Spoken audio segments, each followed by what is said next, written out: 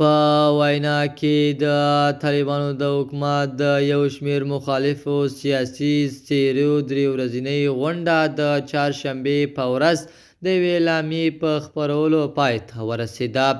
په انګلیسي او دري ژبو خپره شوې دي.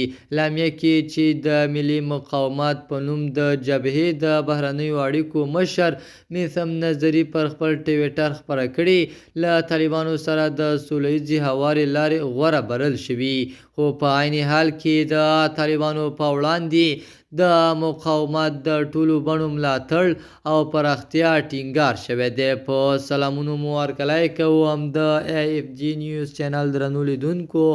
سلام، ستړي مشئ، وخت مو په خیر. پام مو راګرځوم د دې ساعت مهم خبر ته په سر کې یادونه کوم ملګرو که مو چینل نوي سبسکرایب کړی د مهمو خبرونو لپاره در سره AFG نیوز چینل په درنښت سره سبسکرایب کړئ. د وینا د دې غونډې اعلامیه وایي ګډونوالو د طالبانو د ټولو مخالفو سیاسي بهیرونو ترمنځ د انسجام لپاره هڅه کوي او د دې چارې د ترسره کولو لپاره د یو کاري ډلې د جوړولو یادونه هم شوې ده. په اعلامیه کې تر یو واحد چتر لاندې د طالبانو د ټولو مخالفانو د راتلونکو یادونه هم شوې ده. د دې درې ورځنۍ غونډې په پای کې چې د طالبانو د حکومت تر 30 زیاتو سیاسي مخالفو څېرو پکې برخه اخیستې ده.